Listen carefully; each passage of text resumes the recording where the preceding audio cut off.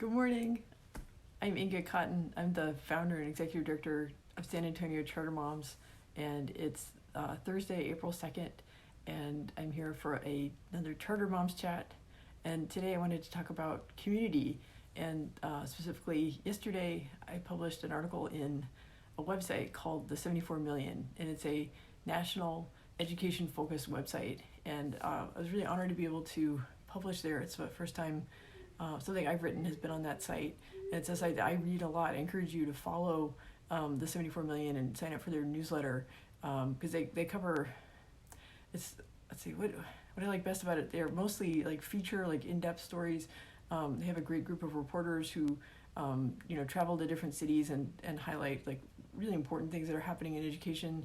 And then they also have let contributors like me, jump in and, talk about what's happening in our particular communities.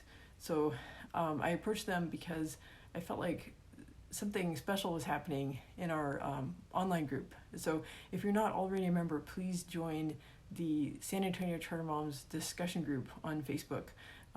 We're over 6,000 members, and what I wrote the piece in the 74 about was kind of what's been happening in our group and how we've adapted and how we're supporting each other as we're dealing with all the changes caused by like school closures and distance learning and just like the fear and stress of having coronavirus spreading in our communities.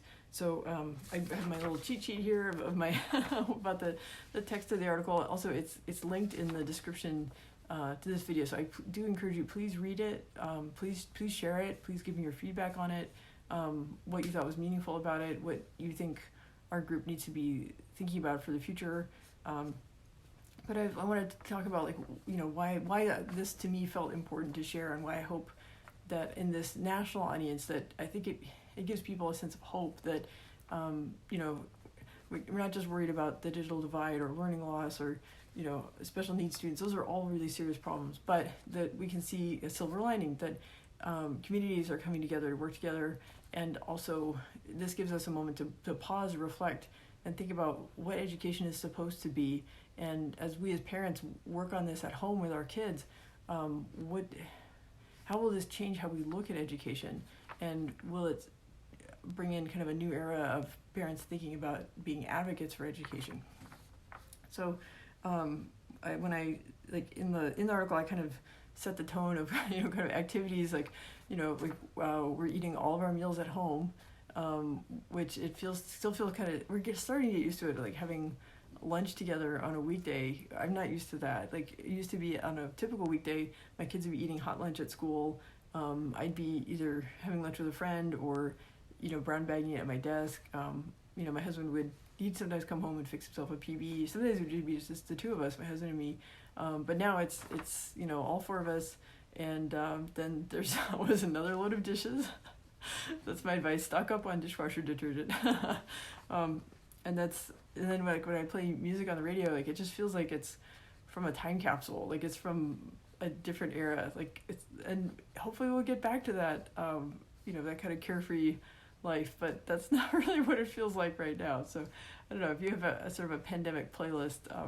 Drop us some suggestions or some links of songs that maybe don't seem out of place, because usually when I put the playlist on shuffle, it just, I don't know, it's nice to escape for a little bit, but it just seems kind of out of sync.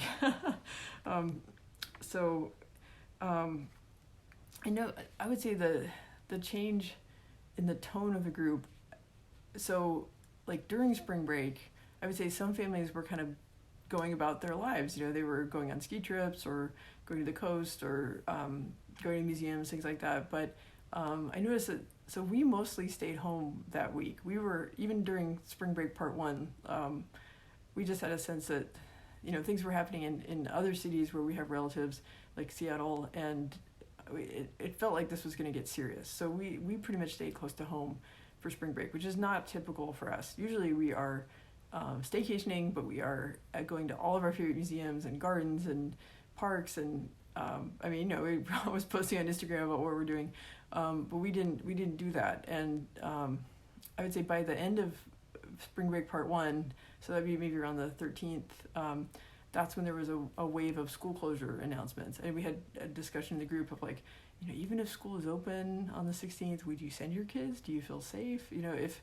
coronavirus is spreading in the community, and then just before any of us had to make up our minds about keeping our kids home, there was a superintendent's meeting, and then they all made a coordinated announcement that school there would be basically spring break part 2, and I think all of us felt kind of relieved, and then also kind of freaked out, because it's like, wait a minute, like, when are they going to open schools again? Does that mean that we're all homeschoolers now? Are we, what are we supposed to do? And I'm sure the schools and the teachers were thinking, like, wait a minute, we don't get to see our students face to face. We have to, write our lessons, but somehow like package them up and email them out, or put them on a website, or, make a video, or have a Zoom call. Like, how is this supposed to work? So I think a lot of schools took that week of spring break part 2 to do some planning. And, in our group, I started 2 threads. One was about school closures, because it felt at first it was kind of piecemeal. It was like kind of each district would make a different announcement, like, well, we're closed for this amount of time, or we're closed for this amount of time. And then after a while, it just became like kind of citywide, and then now it's statewide, right? So like at this point, like, the earliest schools would open is May 4th, but who knows, right? I mean, it might not be until August. So so the school closures thread was a big topic, but also kind of a solutions thread, right? Like, how do we, if you need internet access, how do you get that? If you need devices, if you need to find free meals, right? That schools are still serving free meals, and they're not even checking, for people who are qualified. Like, they just want to make sure that kids are getting fed.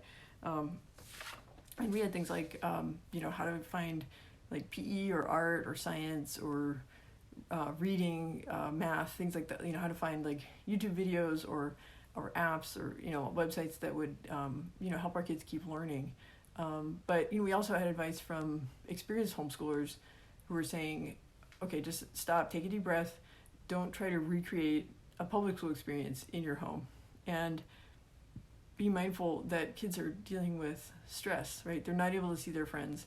They can pick up on the stress that the adults are feeling, and they may just be feeling unsafe. So, make sure that that their physical needs are being met, right? They're getting enough good food, exercise, sleep, that there's enough family togetherness, that you take time to talk to your kids, answer their questions, and as adults, that we take care of ourselves and we process how we feel about, the events that we don't get to go to, the relatives that we can't give hugs to, the ways we can't celebrate or grieve the way we feel like we need to. It's just a lot to deal with. So, to some extent, school may have to take a back seat to some of those things, right? So we want to keep our kids learning and keep them busy, but we have to find the right balance. And we're all human too. And especially if you are able to work from home, you have to balance, being a homeschool mom with, or a homeschool dad with, trying to keep your job. And as I commented the other day, I know I'm not able to put as many hours in as I'm used to when my kids are on the school day, and I just have to adjust to that. So those are things that we've talked about in the group, but also part of it is like setting the tone. And I want to give a shout out to Becca, our group moderator, for coming up with things like let's have a spirit week, right? But then the question is, if it's pajama day and you're doing distance learning, is it really pajama day, or are you just still in your pajamas, right? So, we're trying to, humor helps, but we also always have to remember that there are people suffering out there. So it's just hard to keep the right tone. I'm grateful that the people in the group have all pitched in, and the group's been very active, but people have been supporting each other and trying to problem solve and trying to keep spirits up. I would say, to me, I try to focus on a shorter horizon because I feel like there's a lot of things in the distance that I just can't control. But I do kind of wonder and try to think optimistically about, what may come out of this. I guess I'm seeing the packets come home that my kids' teachers have worked really, really hard on. I know how much care and love they put into it.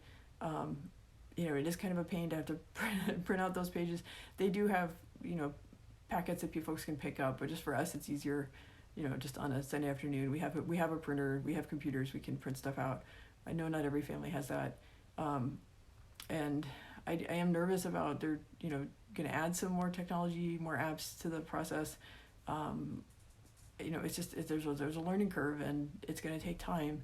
And we're all adjusting to it. I hear from families that they're having to work with many different apps and platforms and devices to try to get things done, and it is a challenge. But I just trust in the good faith of the teachers and administrators that they're doing their best.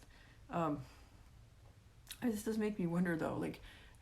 This is, think about it. I remember the weekend when, all the sports and lessons and practices and things got canceled, right? And I know some folks are still able to do stuff they're able to do teletherapy, or they're able to do music lessons over FaceTime or things like that. So I know there's some things that people have been able to adapt to the new normal, but other things just got canceled. And I went in and built a spreadsheet just so I'd have some sense of what we're supposed to do each day, and how are our family goals going to be met, right? Of exercise and social time and things like that. But this is a life unscheduled in a way that I don't think any of us have ever experienced. And I just wonder, are things going to go back to the way it was before, or will we take some of this with us, right? Of appreciating this family time and appreciating having moments of quiet and time in our own homes to to really listen to each other and really get to know each other. And then I wonder, how will this change how we look at education? So I'm going to read just a couple of passages from what I wrote. So I wrote, once the pandemic subsides, what will education look like? We are experiencing life unscheduled. Veteran homeschoolers warn us not to try to recreate public school experience at home. The whirlwind of practices, games, meets, clinics, and lessons has suddenly paused. Will we go back to the old way, or will we dream bigger about what school could be like? And my hope is that the San Antonio Charter Moms community can be part of that conversation about what the future will look like. And then my last paragraph of the piece is, education should be a space where we hold up our dreams and try to be the kind of people that we want our children to become. I believe more strongly than ever in the power of education to change our society, and I feel honored to be leading a group that can adapt and fill a need during a crisis. So that's my optimism here, is that we're all spending time with our families. We're all looking more closely at what our kids are getting from their schools. We're thinking about maybe life doesn't have to be as deeply scheduled as it has been in the past. Maybe we can think about what schools could be like in the future. Maybe we'll come out of this with different priorities about what matters. And the important thing is that we have our community, and that we're talking and sharing and learning from each other. And that makes me really thankful to have this community, the San Antonio Charter Moms Facebook group, and really honored to be the founder and the leader of that, right? So the blog started in 2012, the Facebook group started in 2014. We didn't become a nonprofit until 2018, and here we are in 2020, which is the strangest year of my lifetime, and many others, I'm sure. So, okay, so I'm going to wrap this up because I got a text that my grocery pickup is waiting for me at the store. So I'll go over there, pop the trunk, hopefully get some good stuff to eat. And then I got to go start the dishwasher. And it's supposed to be a rainy day. So I will share a link of our contributor, Amy, wrote a great list of ideas about how to keep your kids active.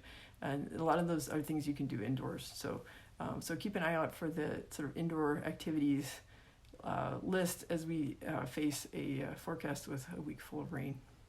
So hang in there. All right, I'll be back online tomorrow at about 9 o'clock, all right?